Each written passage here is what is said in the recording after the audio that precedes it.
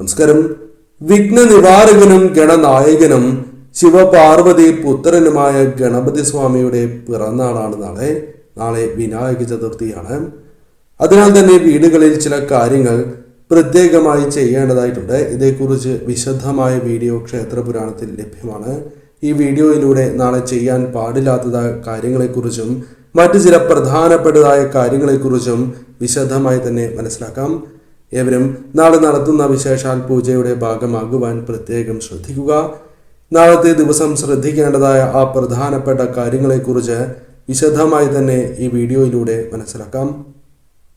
ആദ്യം പരാമർശിക്കാനായി പോകുന്നത് ഭഗവാന്റെ സാന്നിധ്യം കൂടുതലായി അനുഭവപ്പെടുന്ന ആ സമയത്തെക്കുറിച്ചാകുന്നു. ഭഗവാന്റെ സാന്നിധ്യം ഭൂമിയിൽ കൂടുതലായി അനുഭവിക്കുന്ന സമയം ഇപ്രകാരമാണ്. ഈ സമയം ഗണേശ പൂജ ചെയ്യുന്നതും ഗണേശ മന്ത്രങ്ങൾ ജപിക്കുന്നതും ഏറ്റവും ഉത്തമം തന്നെയാകുന്നു. രാവിലെ 11:38 മുതൽ ഉച്ചയ്ക്ക് 1:49 വരെയുള്ള സമയം, ഈ 2 മണിക്കൂർ 11 മിനിറ്റ് സമയം ഏറ്റവും വിശേഷമാണ്. ഈ സമയം ഭഗവാന്റെ സാന്നിധ്യം കൂടുതലായി അനുഭവപ്പെടുന്ന സമയമായതിനാൽ തന്നെ ഭഗവാനെ ഈ സമയം നിങ്ങൾ പ്രാർത്ഥിക്കുകയാണ് എങ്കിൽ സൗഭാഗ്യങ്ങളും ഐശ്വര്യങ്ങളും ജീവിതത്തിൽ വന്നു ചേരും. ഈ സമയം ഭഗവാന്റെ അനുഗ്രഹത്താൽ തീർച്ചയായും നിങ്ങളുടെ ജീവിതത്തിലെ വിഘ്നങ്ങൾ പോലും നിങ്ങൾക്ക് പരിഹരിക്കുവാൻ സാധിക്കും. ഈ ലോകത്ത് എവിടെയാണ് എങ്കിലും ഇനി പരാമർശിക്കുന്ന മന്ത്രം ഉരുവിടുകയാണ് എങ്കിൽ അത് സർവ്വ ഐശ്വര്യപ്രദമാണ്. എന്നാൽ മന്ത്രം ഉരുവിടുമ്പോൾ ശുദ്ധി നിർബന്ധമാണ്. കുളിച്ച് ശുദ്ധിയോടെ തന്നെ ഈ മന്ത്രം ഉരുവിടുവാൻ പ്രത്യേകം ശ്രദ്ധിക്കുക. പൂജാമുറിയുണ്ട് എങ്കിൽ അവിടെ അല്ലെങ്കിൽ കിഴക്കോട്ട് ദർശനമായി ഇരുന്ന് ഈ മന്ത്രം ജപിക്കുക. വിളക്ക് തെളിയിച്ച് ഈ മന്ത്രം ജപിക്കുന്നത് അത്രമേൽ ശുഭകരമായ ഒരു കാര്യമാകുന്നു. മന്ത്രം ഇപ്രകാരമാണ്: ഓം ശ്രീം ഹ്രീം ക്ലീം ഗ്ലൗം ഗം ഗണപതേ വരവരദ സർവജനം മേ വശമാനയ സ്വാഹ എന്നാകുന്നു. ഈ മന്ത്രം തീർച്ചയായും നിങ്ങൾ ജപിക്കുക. ഈ മന്ത്രം ജപിക്കുന്നതിലൂടെ ഭഗവാന്റെ അനുഗ്രഹം നിങ്ങൾക്ക് ഇരട്ടിയായി വന്നു ചേരും. ഈ സമയം നാളെ ഭഗവാനോട് ഈ മന്ത്രം ജപിച്ച് നിങ്ങൾ എന്തു തന്നെ പ്രാർത്ഥിച്ചാലും അത് നടക്കുന്നതാണ്. തൊഴിൽ നേടുവാൻ ആഗ്രഹിക്കുന്നവരാണ് എങ്കിൽ നിങ്ങൾക്ക് ആ ആഗ്രഹം നടക്കും.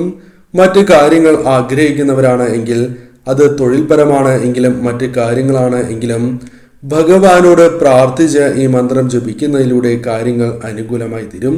ഇനി നിങ്ങൾക്ക് വീടാണ് ആവശ്യമുള്ളത് എങ്കിൽ അത്തരത്തിൽ പ്രാർത്ഥിക്കുവാൻ നിങ്ങൾ ശ്രമിക്കുക.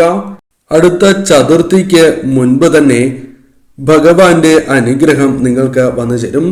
എല്ലാ തടസ്സങ്ങളും നീങ്ങുവാനും അവസരങ്ങൾ വന്നു ചേരുകയും അതിലൂടെ നിങ്ങളുടെ ആഗ്രഹ സാഫല്യങ്ങളും മറ്റു കാര്യങ്ങളും നടന്നിരിക്കുകയും ചെയ്യും.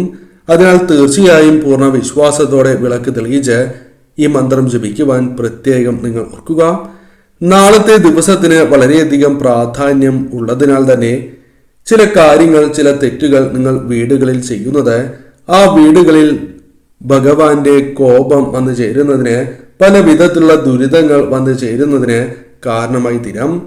ആ കാര്യങ്ങളെക്കുറിച്ചാണ് ഇനി പരാമർശിക്കാനായി പോകുന്നത്. അതിൽ ആദ്യത്തേതായ കാര്യം, ഒരിക്കലും കുളിക്കാതെ നിങ്ങൾ ഇരിക്കരുത് എന്നതാണ്. നാളെ കുളിക്കേണ്ടത് അനിവാര്യമാകുന്നു.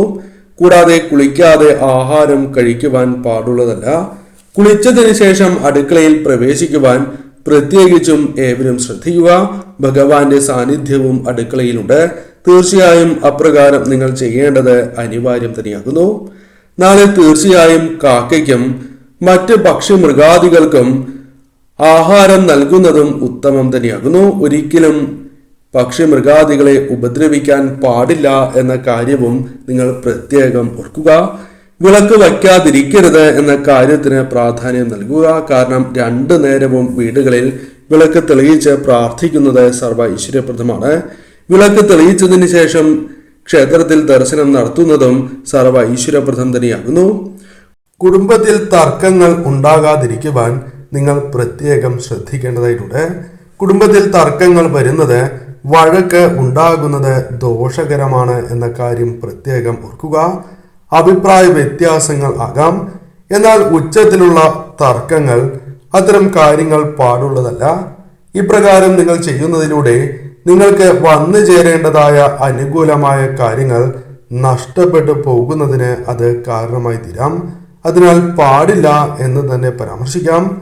കയ്പുള്ള വസ്തുക്കൾ നാളെ വീടുകളിൽ കൊണ്ടുവരുന്നത് ശുഭകരമല്ല എന്നതാണ് വാസ്തവം.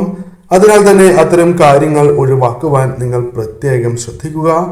മറ്റുള്ളവർ ഉപയോഗിച്ചതായ വസ്തുക്കൾ അത് വൃത്തിയാക്കാതെ നിങ്ങൾ ഒരിക്കലും ഉപയോഗിക്കുവാൻ പാടുള്ളതല്ല.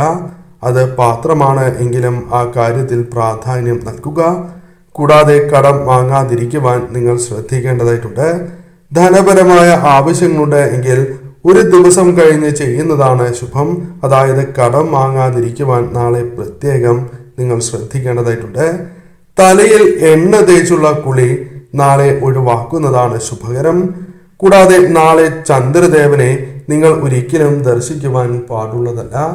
ഇപ്രകാരം നിങ്ങൾ ചെയ്യുന്നതിലൂടെ നിങ്ങളുടെ ജീവിതത്തിലേക്ക് പലവിധ അപവാദങ്ങൾ, നിങ്ങൾ മനസ്സിൽ പോലും കരുതാത്തതായ കാര്യങ്ങൾക്ക് പോലും അപവാദങ്ങളും മാനഹാനിയും നേരിടേണ്ടതായ സാഹചര്യമാണ് വന്നു ചേരുക.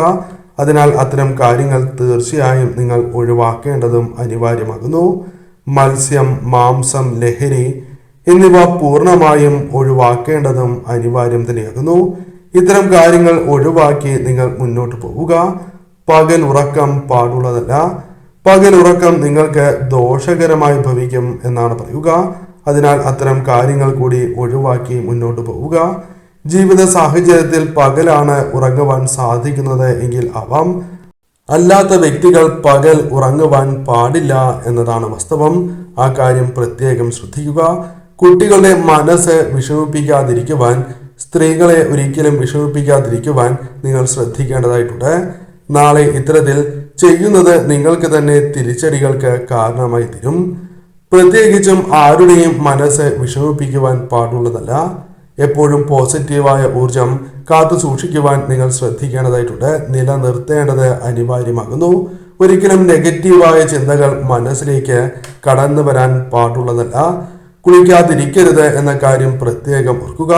കുളിച്ച് ആദ്യം വിളക്ക് വച്ചതിന് ശേഷം അടുക്കളയിൽ പ്രവേശിക്കുന്നതാണ് ഏറ്റവും വിശേഷം എന്ന കാര്യം പ്രത്യേകം ഓർക്കുക. വൈകുന്നേരം നിങ്ങൾ പ്രത്യേകിച്ചും ചന്ദ്രനെ ദർശിക്കാതെ പുറത്തിറങ്ങുവാൻ പ്രത്യേകം ശ്രദ്ധിക്കേണ്ടതായിട്ടുണ്ട്.